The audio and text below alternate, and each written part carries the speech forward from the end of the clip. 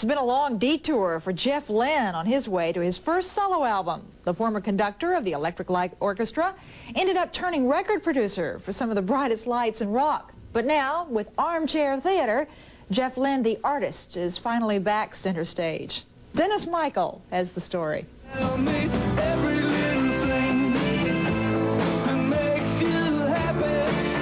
Actually, it was a collection of big things that kept Jeff Lynne from work on his first solo album. Producing chores on Cloud 9 for George Harrison, Full Moon Fever for Tom Petty, Mystery Girl for the late Roy Orbison, and adoption into the traveling Wilburys family.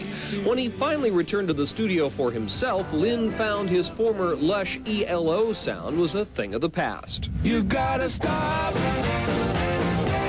all your reservations. Actually, working with all these other guys like George and Tom and Roy and everybody taught me quite a lot of things about my own music. You know, that things that I'd sort of forgotten that I do. If your heart could talk, The fact that I've come to terms with what I really like to do, and I think it's basically rock and roll is what I like to do.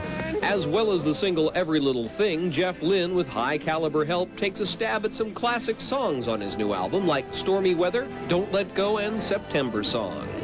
They are like proper music, and I wanted to have a go at them and see if I could possibly do that sort of music, you know? Because it's not rock and roll, it's before rock and roll.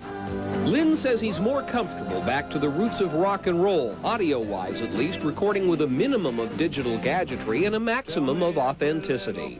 I was able to create authentic, original sounds through a microphone and not use any gadgets or little samples or anything like that, which I didn't want to use any of that. I just wanted to make it all played by hand. Ding-a-ding-a-ding.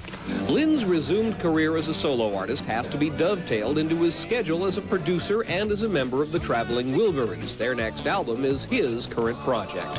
Dennis Michael, CNN Entertainment News, Hollywood.